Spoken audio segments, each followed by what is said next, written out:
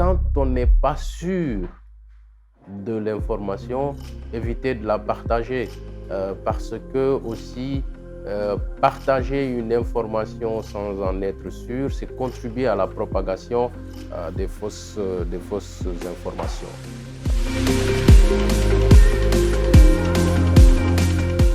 Je m'appelle Samba Dialempavadi, je suis le rédacteur en chef de Africa Tech. Je suis Azil Momarlo, je suis journaliste à Africa Tech. Plus précisément, je suis chercheur junior et assistant éditorial en même temps.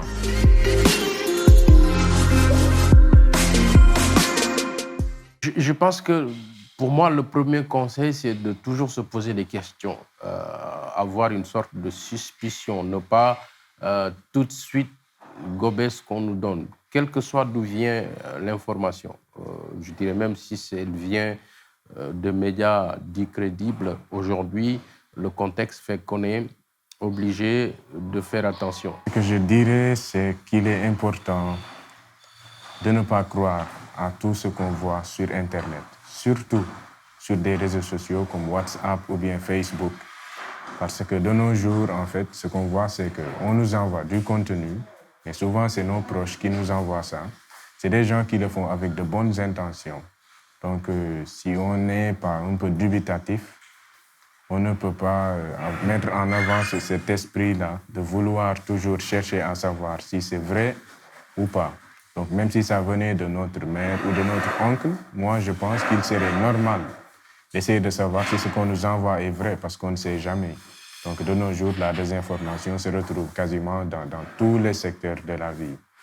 Je suis sûr que personne n'aimerait qu'on lui donne une mauvaise posologie par rapport à un médicament à prendre. C'est-à-dire, vous avez un médicament que vous devez prendre régulièrement, il y a une posologie, il y a un mode d'emploi que vous allez suivre. Personne n'aimerait avoir des mauvais conseils par rapport à un mode d'emploi parce qu'on connaît les conséquences qu'il y a. Je pense que c'est la même attitude qu'on doit avoir vis-à-vis des fausses informations.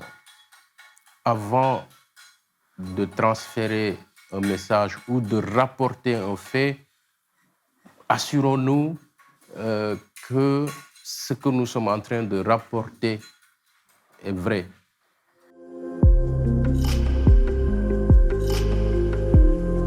Aujourd'hui, on a quand même la possibilité de procéder à un minimum de recherche sur Internet. Quand on a un smartphone, on a accès à Google. Et quand on entre dans Google, Google peut nous donner suffisamment de réponses qui nous permettent de comparer ce qui est dit et de nous faire une idée. Donc, aller dans Google et faire la recherche. Moi, je le fais systématiquement. C'est-à-dire, maintenant, c'est un réflexe chez moi. Dès que je vois une chose, je tape dans Google et je sélectionne parmi les réponses et j'essaie de me faire une idée. Je pense que ça, tout le monde peut le faire et ça peut aider. C'est-à-dire, il n'y a pas de garantie que ça marche à 100%, mais ça peut aider et ça peut nous permettre d'éviter de tomber dans le piège. Par exemple, je prends l'exemple de WhatsApp. Si je reçois un contenu, que ce soit une photo ou une vidéo, avant tout, je pose la question à mon expéditeur, celui qui m'a envoyé le contenu. Je lui pose la question à savoir comment est-ce que tu as eu cette info? Est-ce que tu sais d'où est-ce qu'elle vient? Si c'est vrai ou pas. D'habitude, la réponse que tu reçois est que bon, je te l'ai envoyé comme je l'ai reçu. Je n'en sais rien. Donc, je pense qu'à partir de là, il y a place pour le doute.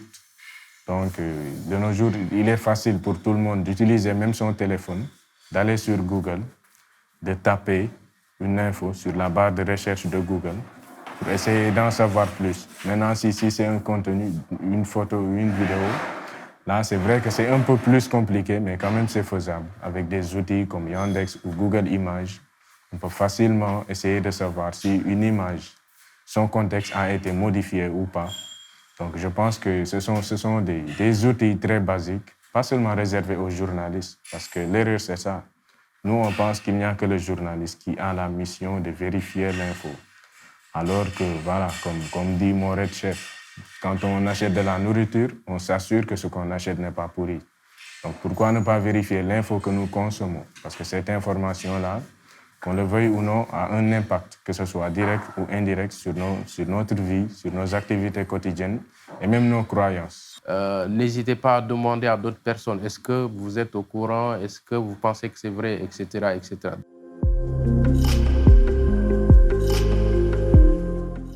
Non, je pense que sur cet aspect bien précis, il est aussi important que les gens apprennent à diversifier leurs sources d'information. Parce que ça aussi, nous les journalistes, nous devons l'apprendre aux gens. Essayer d'écouter plusieurs avis sur une question précise, surtout quand c'est une question nouvelle. L'exemple de cette pandémie, c'est quelque chose de nouveau. Il y a tellement de choses qui se disent que finalement, on ne sait pas qui croire.